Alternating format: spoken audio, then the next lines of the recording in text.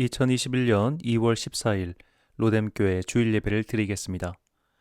사랑과 은혜가 풍성하신 아버지 하나님, 큰 명절인 설을 보내고 분주해지고 들뜬 마음을 가라앉히며 주님 앞에 나왔습니다.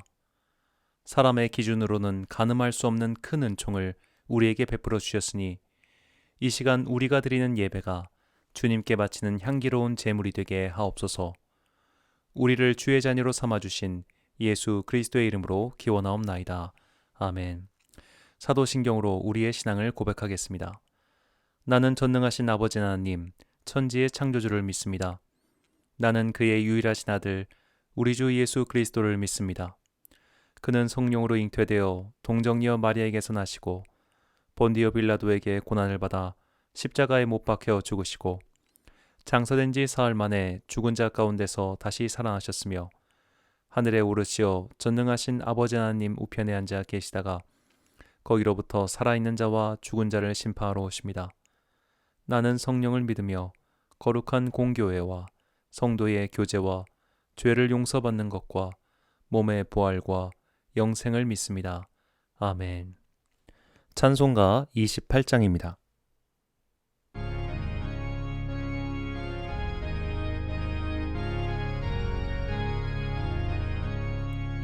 복의 근원 강림하사 찬송하게 하소서. 한량 없이 자비하심 증량할 길 없도다. 천사들의 찬송가를 내게 가르치소서. 구속하신 그 사랑을 항상 찬송합니다. 주의 크신 도움 받아 이때까지 왔으니 이와 같이 천국에도 이르기를 바라네.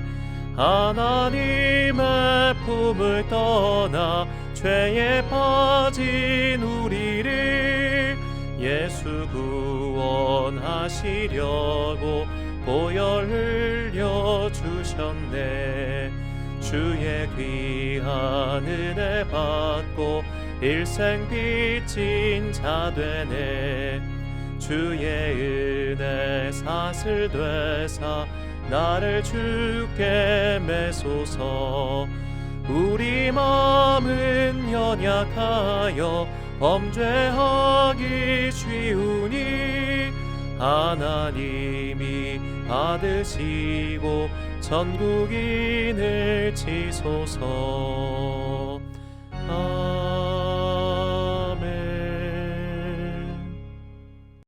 한 주간 동안 하나님과 나만 아는 죄를 고백하며 침묵으로 참회의 기도를 드리겠습니다.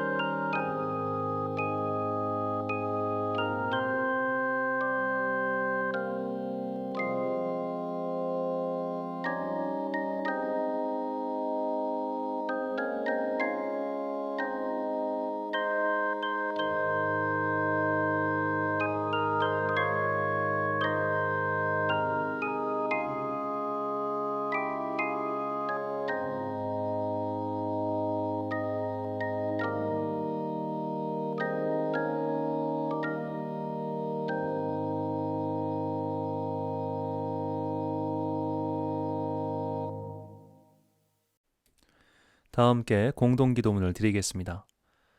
사랑과 은혜가 충만하신 아버지 하나님, 이제 따뜻한 봄의 기운이 대지 위로 올라오고 있습니다.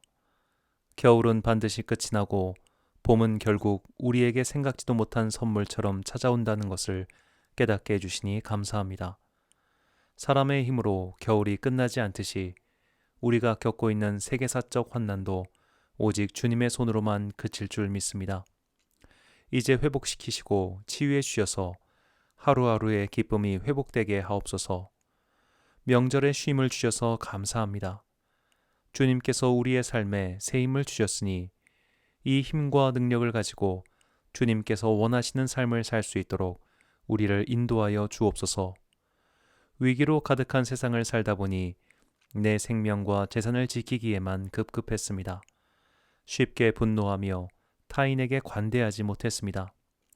잔뜩 흔들어 놓은 탄산수처럼 건드리면 폭발할 것 마냥 지냈습니다.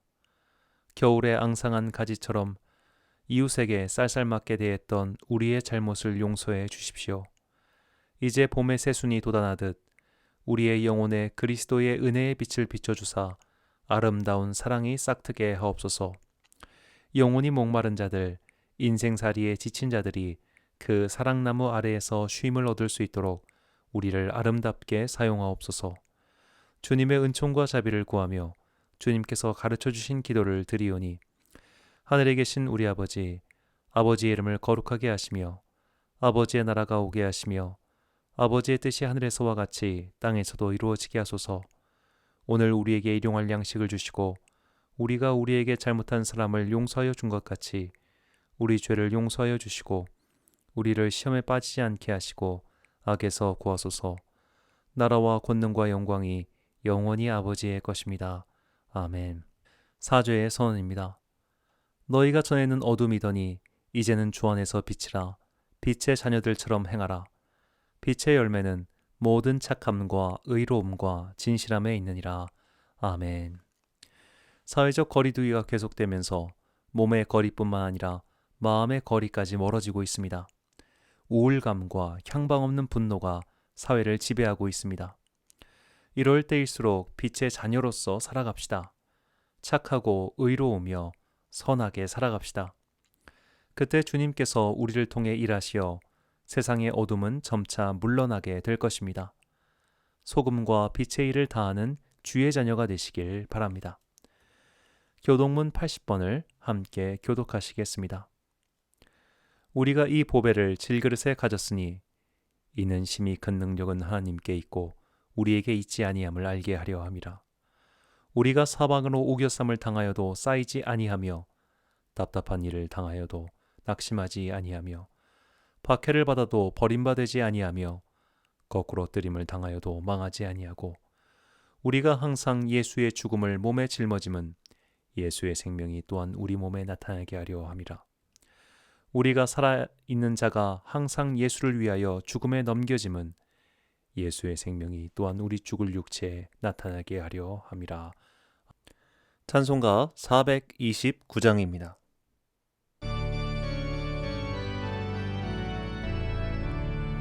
세상 모든 풍파 너를 흔들어 약한 마음 낙심하게 될 때에 내려주신 주의 복을 세워라. 주의 크신 복을 내가 알리라. 받은 복을 세어보아라. 크신 복을 내가 알리라. 받은 복을 세어보아라. 주의 크신 복을 내가 알리라. 세상 근심 걱정 너를 누르고 십자가를 등에 지고 나갈 때 주가 내게 주신 복을 세워라. 두려움 없이 항상 찬송하리라. 받은 복을 세어보아라. 크신 복을 내가 알리라. 받은 복을 세어보아라. 주의 크신 복을 내가 알리라. 세상 권세 너의 앞길 막을 때 주만 믿고 낙심하지 말아라. 천사들이 너를 보호하리니 염려 없이 앞만 보고 나가라. 받은 복을 세어보아라. 크신 복을 내가 알리라. 목을 세어보아라. 주의 크신 복을 내가 알리라. 봉헌 및 광고 말씀입니다. 주정원금 김종학 집사님 가정에서 드리셨습니다. 11조 오집사님, 김권사님, 이집사님 감사드립니다. 특별헌금 정권사님, 감사헌금 김집사님 가정에서 드리셨습니다. 정학헌금 오성도님 드리셨습니다. 감사합니다. 영상 광고 말씀입니다. 사순절 40일 특별 새벽 기도회가 2월 17일 수요일부터 4월 3일 토요일까지 있습니다. 이 기간 동안 수요 예배, 시편 산책, 슬기로운 책방 생활은 부활절 이후에 송출하겠습니다. 제가 이 영상 작업을 하루에 2개 이상 만들 수가 시간적으로 좀 불가능합니다. 이 점 양해해 주시고 40일 동안 새벽 기도회에 집중하도록 하겠습니다. 성도님들의 많은 기도와 참여 부탁드립니다. 봉헌 및 목회 기도 드리겠습니다. 사랑과 은혜가 풍성하신 아버지 하나님, 우리를 향하신 주님의 사랑이 얼마나 크고 놀라운지 모르겠습니다. 사시사철 은혜를 베푸시어 오늘도 주님의 자녀를 먹이시고 입히시고 채워주시니 참으로 감사합니다. 받은 사랑과 은혜를 기억하며 나보다 이웃을 위하여 나의 나라가 아닌 하나님 나라를 위하여 수고하는 빛의 자녀가 되길 원합니다. 심하게 변화하는 세상의 풍조에 휩싸여 우리들은 누가 어디에 투자해서 돈을 벌었네, 나는 벼락처럼 거지가 되었네라고 흥분의 목소리와 자조의 목소리를 동시에 듣고 있습니다. 그런 소리를 듣다 보면 우리의 마음도 종종 요동치는 것을 막을 수가 없습니다. 무릇 지킬 만한 것 중 마음을 지키는 것이 제일이다 라고 하신 잠언의 말씀을 기억합니다. 나의 힘으로는 내 마음조차 막을 수가 없으니 우리의 마음이 세상의 성공을 따라가지 않도록 우리를 인도해 주옵소서. 오늘도 우리는 주님께 받은 것들 중 작은 것을 돌려드립니다. 우리가 이 예물을 바치는 것은 우리의 마음이 이 세상의 돈과 성공에 있지 않음을 증거함이오니 이 예물을 받아 주옵소서. 이제 주님의 말씀을 듣습니다. 사람의 말이 주님의 말씀으로 변화하는 기적의 시간이 되길 소망하오니 주님께서 우리의 영혼의 문을 여시어 하늘의 신령한 은혜로 우리를 채워 주옵소서. 사람의 말은 사라지고 주님의 사랑만이 기억되길 간절히 소망하오며 말씀이 육신으로 임하신 예수 그리스도의 이름으로 기도드립니다. 아멘. 오늘 우리에게 주시는 하나님의 말씀은 신약성경 로마서 8장 29절부터 39절까지의 말씀입니다. 로마서 8장 29절부터 39절까지의 말씀. 이제 봉독하겠습니다. 하나님의 말씀을 경청하십시오. 하나님이 미리 아신 자들을 또한 그 아들의 형상을 본받게 하기 위하여 미리 정하셨으니 이는 그로 많은 형제 중에서 맏아들이 되게 하려 하심이니라. 또 미리 정하신 그들을 또한 부르시고 부르신 그들을 또한 의롭다 하시고 의롭다 하신 그들을 또한 영화롭게 하셨느니라. 그런즉 이 일에 대하여 우리가 무슨 말 하리요? 만일 하나님이 우리를 위하시면 누가 우리를 대적하리요? 자기 아들을 아끼지 아니하시고 우리 모든 사람을 위하여 내주시니가 어찌 그 아들과 함께 모든 것을 우리에게 주시지 아니하겠느냐? 누가 능히 하나님께서 택하신 자들을 고발하리요? 의롭다 하신 이는 하나님이시니 누가 정죄하리요? 죽으실 뿐 아니라 다시 살아나신 이는 그리스도 예수시니 그는 하나님 우편에 계신 자요 우리를 위하여 간구하시는 자시니라. 누가 우리를 그리스도의 사랑에서 끊으리요? 환난이나 곤고나 박해나 기근이나 적신이나 위험이나 가리랴. 기록된 바 우리가 종일 주를 위하여 죽임을 당하게 되며 도살당할 양같이 여김을 받았나이다 함과 같으니라. 그러나 이 모든 일에 우리가 사랑하시는 이로 말미암아 우리가 넉넉히 이기느니라.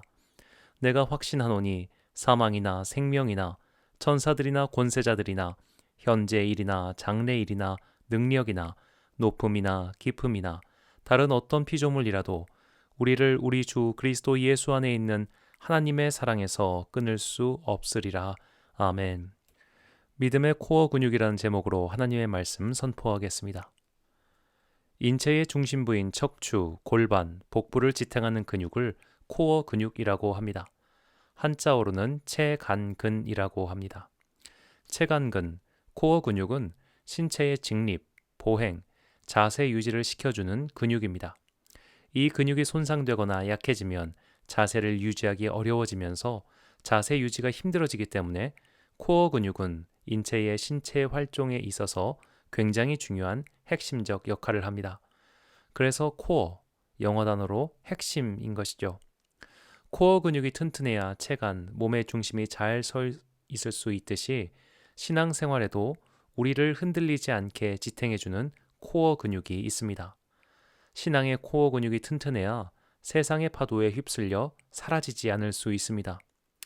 신앙의 핵심, 신앙의 코어 근육은 바로 하나님께서 우리의 좋은 부모, 참 부모라는 진실입니다. 야고보서 1장 18절 말씀입니다. 그가 그 피조물 중에 우리로 한 첫 열매가 되게 하시려고 자기의 뜻을 따라 진리의 말씀으로 우리를 낳으셨느니라. 아멘. 성경은 하나님께서 우리를 낳으셨다는 표현을 잘 하지 않습니다. 이것은 하나님의 신성과 그리고 그 신성과 동떨어져 있는 인간의 상태를 먼저 강조하기 때문입니다. 그래서 우리는 하나님은 창조주이시며 거룩하시고 신성하신 분이라 우리와 너무 멀리 떨어져 있다고 생각합니다. 그저 우리는 죄를 낳을 뿐인 허섭한 존재라고도 생각하죠. 야고보서 1장 18절 본문에서 낳으셨다라고 번역한 헬라어 아포퀴레오는 신약 성경에서 2번 나옵니다. 모두 야고보서에서만 사용되었는데 이 단어의 다른 사용처가 1장 15절입니다. 욕심이 잉태한 즉 죄를 낳고 죄가 장성한 즉 사망을 낳느니라. 즉 우리는 성경을 읽으면서 또는 말씀을 들으면서 하나님께서 우리를 낳으셨다는 표현보다 인간의 타락으로 말미암아 죄와 사망이 잉태하고 출산하고 자랐다는 말을 더 많이 듣습니다. 창세기부터 시작하는 성경의 이야기는 인간의 창조와 타락부터 얘기합니다. 그리고 이후 인류의 역사가 죄와 실패의 반복이라는 것도 강조하지요. 어쩌면 우리는 성경 읽기를 앞에서부터 하기 때문에 신앙의 코어 근육을 단련하지 못하는 것은 아닐까요? 하나님께서 우리를 낳으시고 기르시고 입히시고 보호해 주신다는 신앙의 핵심으로 나아가지 못하고 하나님께서 만드셨으나 결국 죄로 인해 하나님과 멀어지고 말았으며 인류의 역사란 실패와 죄의 반복이라는 어두운 것만 기억하다가 체간이 무너진 신체처럼 흐느적거리는 신앙인이 되고 만 것은 아닐까요? 이런 생각, 즉 하나님께서 죄인을 심판하시고 멀리하시고 벌을 내려준다는 생각은 신앙생활의 시작점은 될 수 있어도 결탄코 종착점이 되어선 안 됩니다. 그것은 체간근, 코어 근육을 키워주지 못합니다. 그것은 우리를 죄인에서 머물게 하고 죄의 심판에만 두려워하게 만듭니다. 마치 체벌이 두려워하여 부모와 관계를 맺지 못하는 아이로 키울 뿐입니다. 죄와 심판을 강조하면 하나님의 자녀가 아니라 죄인의 종으로 키우는 꼴밖에 되지 않습니다. 예수님께서는 우리를 묶고 있던 죄의 사슬에서 해방시켜 주신 분임을 잊어선 안 됩니다. 갈라디아서 4장 31절에서 5장 1절까지의 말씀입니다. 그런즉 형제들아 우리는 여종의 자녀가 아니요 자유 있는 여자의 자녀니라. 그리스도께서 우리를 자유롭게 하려고 자유를 주셨으니 그러므로 굳건하게 서서 다시는 종의 멍에를 매지 말라. 아멘. 한 이야기를 들려드리겠습니다. 어느 나라 임금님에게 자식이 있었습니다. 자식이 어릴 적 왕궁에서 반란이 일어나 그만 그를 잃어버리고 말았습니다. 임금님은 세월이 흘러 노비의 자녀로 크고 있는 자식을 찾아내고 그를 데리고 왕궁에 들어왔습니다. 임금님은 잃어버린 자녀를 왕자처럼 대우했지만 정작 왕자는 아직도 노비의 습성이 남아있어 왕자처럼 행동할 수 없었습니다. 어쩌면 이것이 우리의 모습은 아닐까요? 하나님께서 우리를 낳으시고 기르시고 지금까지 입히시고 보살펴 주셨는데 우리는 하나님을 아버지라고 생각하지 못하고 아직도 노예의 습성이 남아있어서 왕자로서의 자유와 권리를 전혀 누리지 못하는 모습 말입니다. 좋은 부모는 체벌은 하지 않고 사랑만 하는 부모가 아닙니다. 좋은 부모는 필요할 때는 체벌을 합니다. 때로는 심하게 할 수도 있습니다.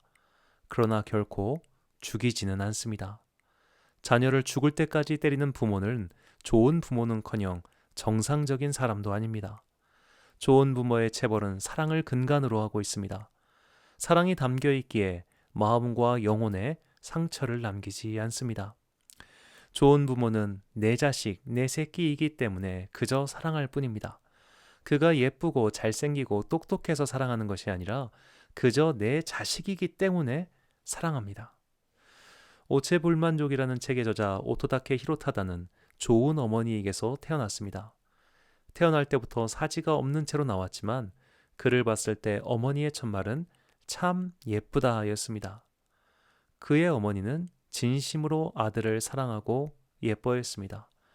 그래서 그는 손도 없고 발도 없었지만 역경에 굴복하지 않고 살아갈 수 있었습니다. 대전 중문침례교회 담임 목사님이신 장경동 목사님은 주일 설교 시작 때에 성도들에게 항상 이 말씀을 하십니다. 하나님께서 보실 때 나는 두고 보기에도 아까운 사람이다. 하나님께서는 내가 잘나서 사랑하시는 것이 아닙니다. 내가 죄를 짓지 않아서 사랑하시는 것도 아닙니다. 남다른 의지와 노력으로 거룩한 길을 가기 때문에 사랑하시는 것도 아닙니다. 심지어 내가 하나님을 열렬히 사랑하기 때문에 그 응답으로서 사랑하시는 것도 아닙니다. 그분은 그저 내가 당신의 자식이기 때문에 사랑하실 뿐입니다. 시편 2편 7절 말씀입니다. 내가 여호와의 명령을 전하노라. 여호와께서 내게 이르시되 너는 내 아들이라. 오늘 내가 너를 낳았노라. 아멘.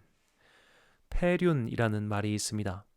인간으로서 해야 할 마땅한 도리를 어긴 것을 뜻하는 말로 사자성어인 패덕 몰륜의 줄임말입니다.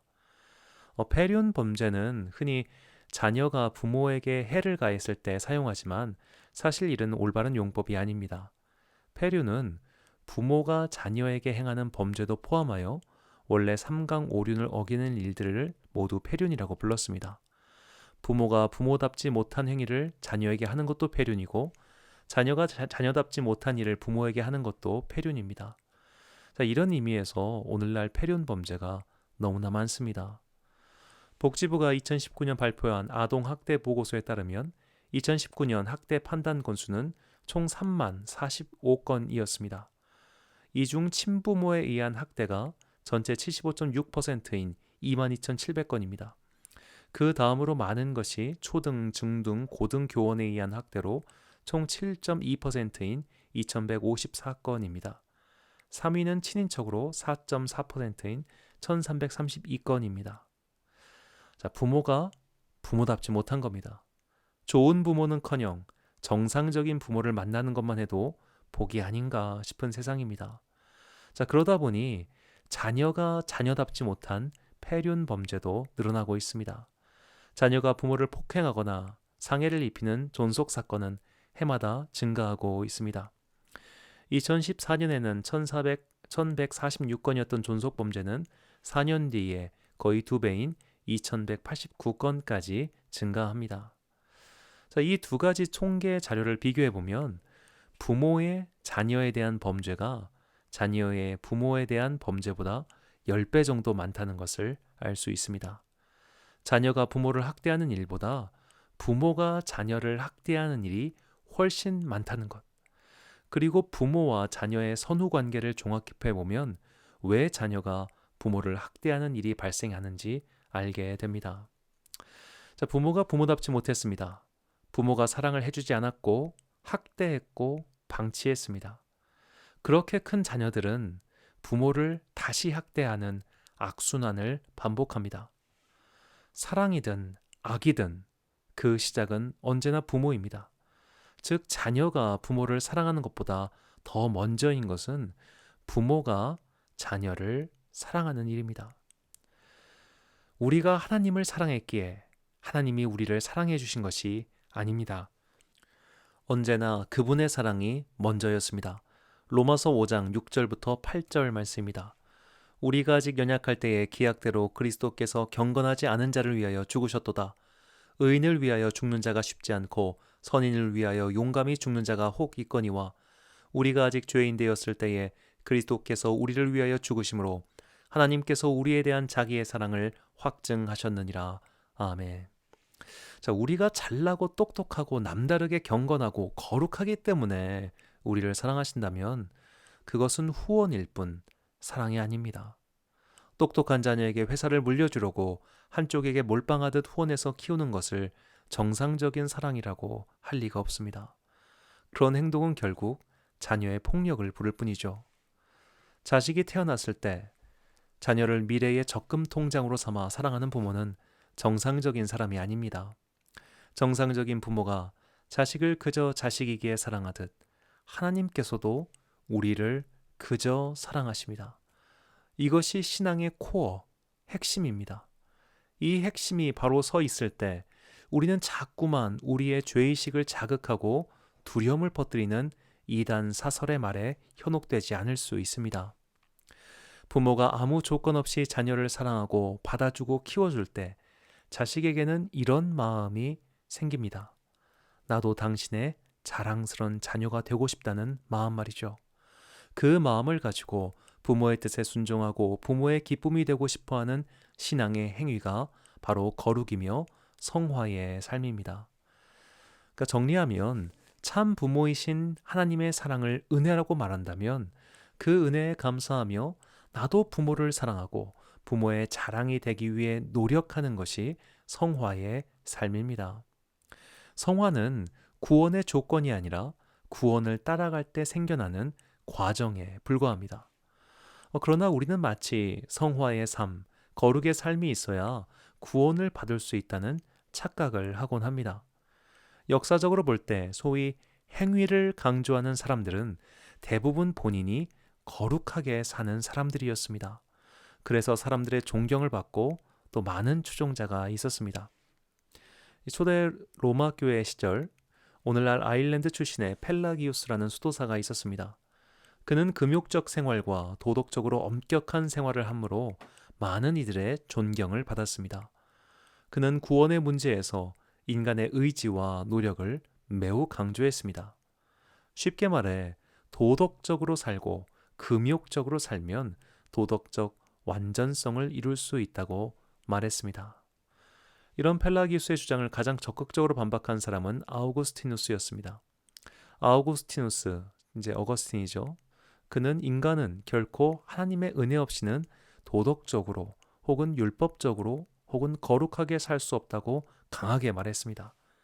아우구스티누스가 볼 때 모든 인간은 철저한 죄인이며 그 어떤 행위로도 결코 거룩해지거나 구원받을 수 없었습니다.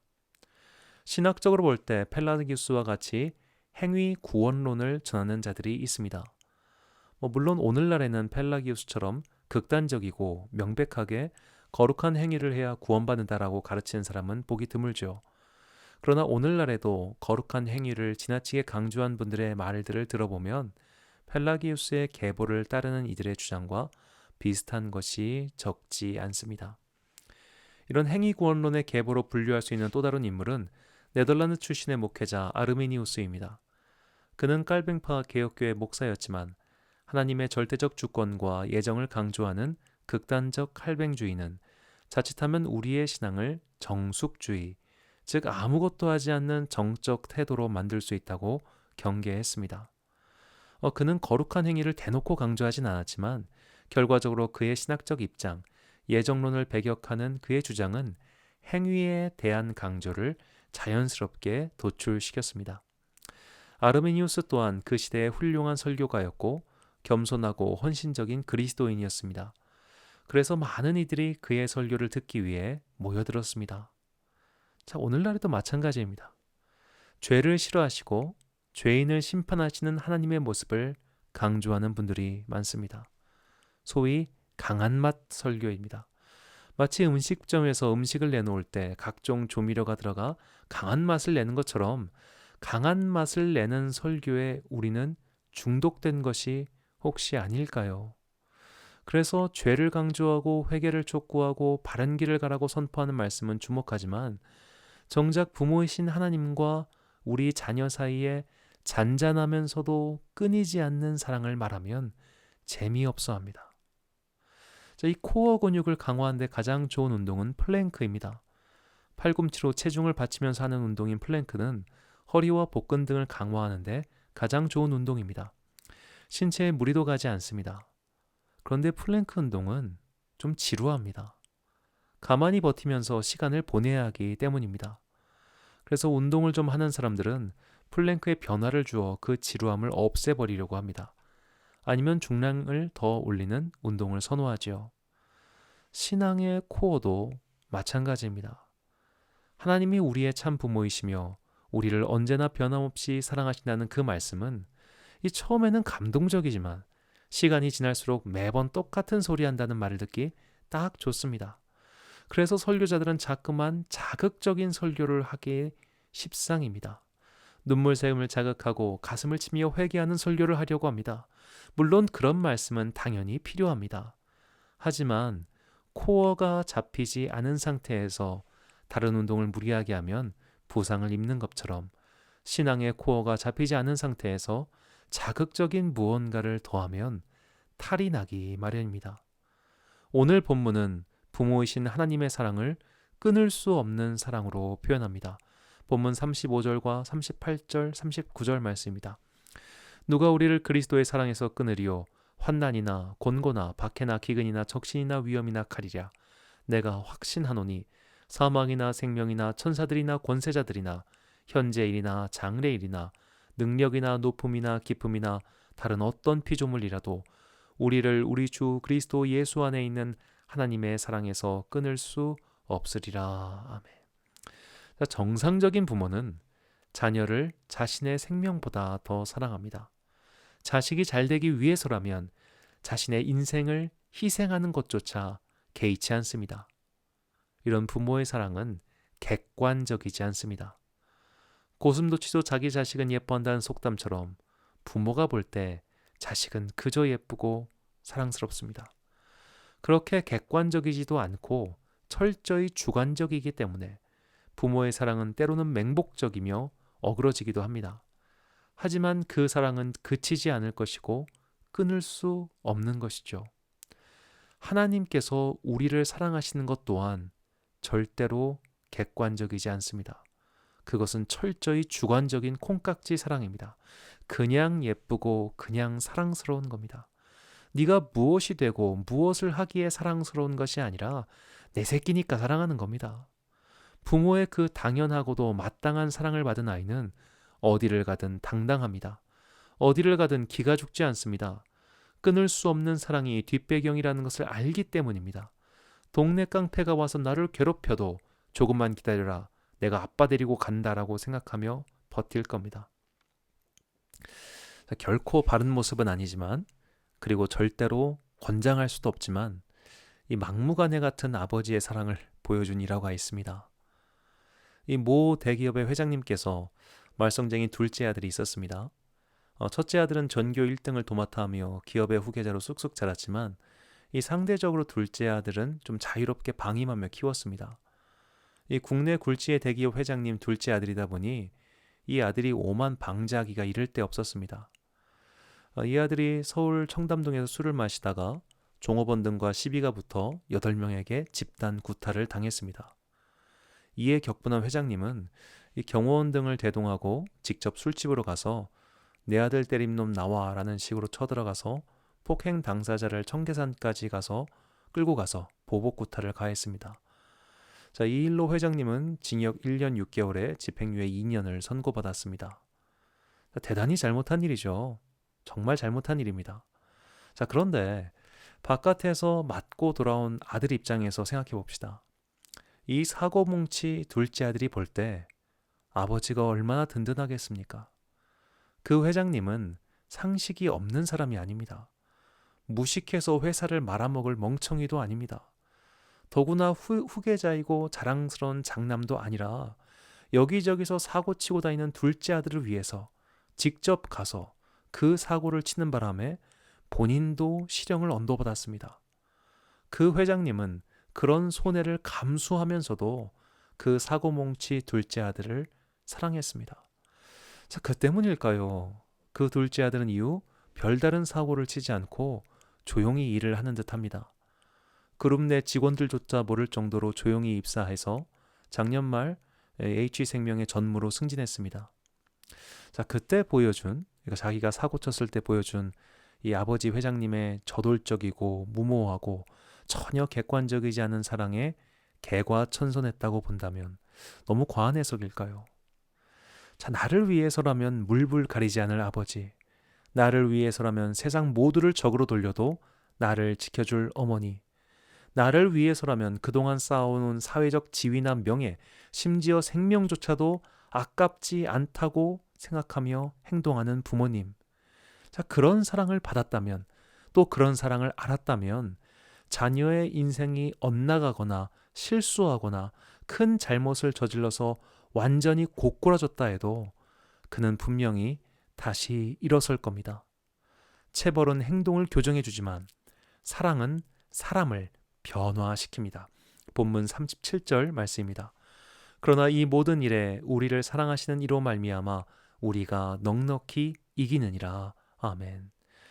부모의 무조건적인 사랑, 부모의 전혀 객관적이지 않으며 희생적인 사랑은 결국 자녀를 일으켜 세웁니다. 그 자녀가 무너지지 않게 받쳐주는 인생의 코어 근육입니다. 신앙의 세계도 똑같습니다. 하나님의 사랑이 우리를 일으켜 세웁니다. 하나님의 사랑이 우리를 지탱합니다. 하나님의 사랑이 때로는 실패하고 넘어지며 나는 이제 끝났어 라고 포기한 우리의 인생을 다시 세워줍니다. 그 코어를 깨닫고 그것을 되새기며 살아갈 때 우리는 그 사랑으로 말미암아 이 세상에서 완전히 실패하지 않고 결국 넉넉하게 충분하게 이기게 될 것입니다. 사랑하는 로뎀교회 성도 여러분, 그리고 이 예배를 함께 드리시는 귀한 주님의 자녀 여러분, 이번 주 수요일부터 사순절기가 시작합니다. 사순절기는 주일을 제외한 40일 동안 예수 그리스도의 삶과 말씀 그리고 고난을 기억하며 신앙을 되새기는 교회의 절기입니다. 하나님의 아들이시며 하나님과 동일 본질이신 예수님께서 자녀인 우리를 위하여 죽으셨습니다. 정말로 생명을 다해 사랑하셨습니다. 그 사랑이 신앙의 코어 근육입니다. 우리가 잘나고 똑똑하고 자랑스럽고 무언가를 맡길 만한 자녀였기 때문에 희생하신 것이 아니라 죄인이었을 때 희생하셨습니다. 죄와 죽음의 사슬에 빠져 허우적대고 있던 우리를 위해 생명을 내던져 구해준 참 부모의 사랑이 우리를 지탱해 줍니다. 이제 사순절기 40일 동안 40일 특별 새벽 기도를 시작합니다. 이 시간을 통해 신앙의 코어 근육인 하나님의 사랑, 예수님의 은혜를 다져가시길 소망합니다. 그렇게 신앙의 코어 근육을 단련할 때 우리는 든든한 부모님이 계시니 세상을 헤쳐나갈 수 있는 용기를 얻은 자녀들처럼 마귀의 시험과 유혹을 물리치고 신앙의 승리를 거둘 수 있습니다. 좋은 부모는 자녀 뒤에 숨어 있지 않습니다. 자녀를 방패 삼아 행동하지도 않습니다. 네가 똑바로 잘 살아서 성공해야 아버지도 네 덕을 볼 것 아니냐라며 채근하지도 않습니다. 좋은 부모는 자녀의 방패가 되어줍니다.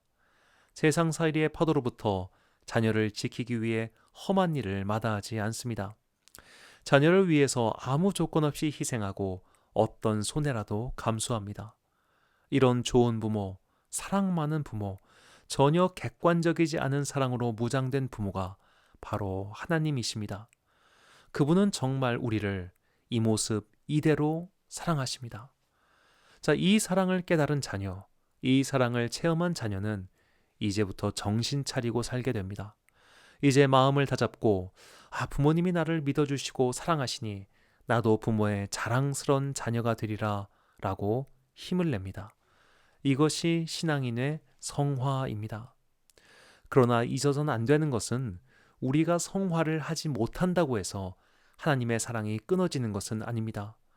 우리가 거룩하게 살지 못한다고 해서 하나님이 우리를 버리시는 것이 아닙니다. 그것은 마치 자녀가 성공하지 못하니 너는 내 자식이 아니다라고 버리는 것과 같습니다. 우리는 단지 하나님의 사랑을 전적으로 신뢰하며 최선을 다해 살아갈 뿐입니다. 참 좋으신 우리 주님께서는 우리가 그 일에 성공을 하든 실패를 하든 변함없이 따뜻하고 사랑이 가득한 눈으로 우리를 지켜주실 겁니다. 신앙의 코어 근육을 키우십시오. 참 부모신 하나님의 사랑을 결코 잊지 마십시오. 그 사랑이 우리를 세우고 그 사랑이 우리를 쓰러지지 않게 해줍니다. 이제 곧 시작되는 사순절기, 하나님의 사랑을 몸소 보여주신 성자 예수님을 기억하며 신앙의 코어 근육을 키워가는 여러분과 제가 되시길 간절히 축원합니다. 기도하겠습니다. 사랑과 은혜가 풍성하신 아버지 하나님, 주님께서는 그저 우리를 사랑하셔서 집을 떠난 자식들을 다시 부르시어 자녀의 자리를 되살려 주셨습니다. 저희가 성공해서 혹은 성공할 가능성이 있어서 부르신 것이 아니었습니다. 조건 없는 그 사랑, 객관적이지 않은 그 사랑으로 우리를 세워주셨습니다. 이 사랑이 우리의 핵심임을 깨닫게 해주셔서 감사합니다. 이 사랑이 있기 때문에 우리는 흔들리지 않습니다. 이 사랑이 있기 때문에 우리는 넘어지거나 좌절하지 않습니다. 이 사랑이 있기 때문에 우리는 실패해도 다시 일어설 수 있습니다. 주님께서 우리의 참부모이심에 진심으로 감사드립니다. 이제 부모이신 하나님의 사랑을 우리의 코어 근육으로 삼고 더 이상 낙심하지 않겠습니다. 더 이상 두려워하지 않겠습니다. 더 이상 고아처럼 살지 않겠습니다. 주님의 그 사랑, 객관적이지도 않고 이성적이지도 않은 그 무조건적 사랑에 감사하며 우리도 주님의 자랑스러운 자녀로서 최선을 다해 살아가겠습니다. 설령 실패하더라도 포기하지 않겠습니다. 내가 실패하든 성공하든 나는 여전히 주님의 자녀이기 때문입니다. 이 사랑을 영혼의 판에 새기고 잊지 않고 훈련하여 어떤 세상살이에 어려움이 닥친다 하더라도 포기하지 않는 자녀가 되길 소망합니다. 우리의 결단을 어여삐 봐주시고 우리를 지켜주옵소서. 이제 사순절기가 시작됩니다. 40일 특별 새벽 기도를 통해 결코 흔들리지 않을 주님의 사랑을 깨우치는 은혜의 시간이 되게 하옵소서. 이 모든 말씀 우리를 위하여 생명을 다해 사랑하신 예수 그리스도의 이름으로 기도드립니다. 아멘. 찬송가 294장입니다.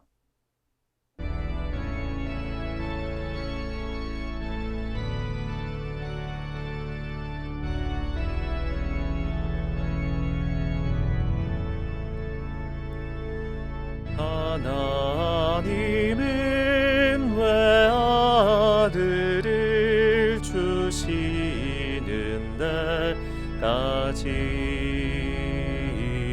세상 사람 사랑하니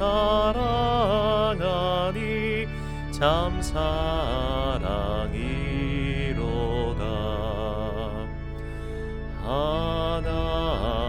하나님은 사랑이라 죄악에 빠졌던 우리까지 사랑하니 참 사랑 아닌가. 하나님을 배반하고 멀리 떠난 우리 원수같이 대적하나 사랑하여 주네. 하나님은 사랑이라 죄악에 빠졌던 우리까지 사랑하니 참 사랑 아닌가.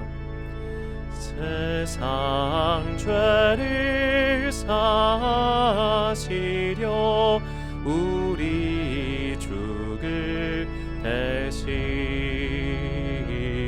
성자 예수 십자가에 고난 받으셨네.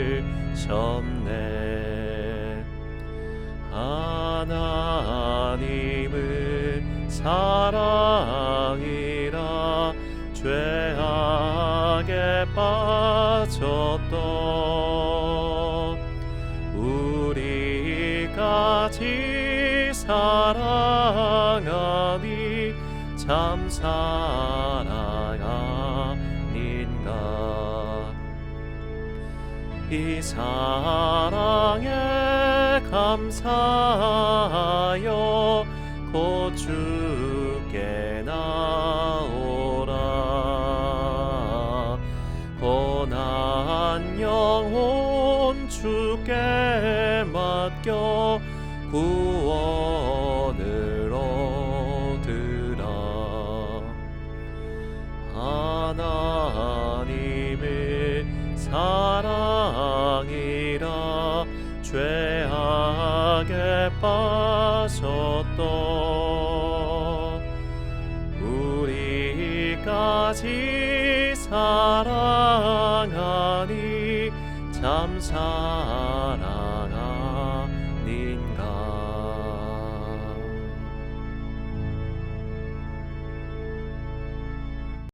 파송의 말씀드리겠습니다.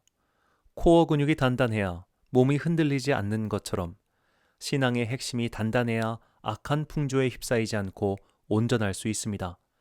온 세계의 창조주이신 하나님께서 우리를 자녀로 낳으셨습니다. 그 사랑은 무조건적이며 그 사랑은 온전하며 그 사랑은 완전합니다. 이제 부모로서 우리를 끝까지 사랑하시는 그 은혜를 신앙의 코어로 삼으십시오. 흔들리지 않고 단단한 신앙의 코어 근육을 단련하여 주님을 각자의 눈으로 뵙는 그날까지 흔들리지 않고 전진하는 빛의 자녀가 되시길 축원합니다. 축도로 예배를 마치겠습니다. 지금은 우리 주 예수 그리스도의 은혜와 하나님 아버지의 크신 사랑과 성령님의 교통하심이 이제 빛의 자녀가 되었으니 빛의 자녀로서 살아가리라 다짐하는 귀한 주님의 자녀들 머리머리 위에 지금부터 영원까지 함께 하시기를 간절히 축원하옵나이다. 아멘.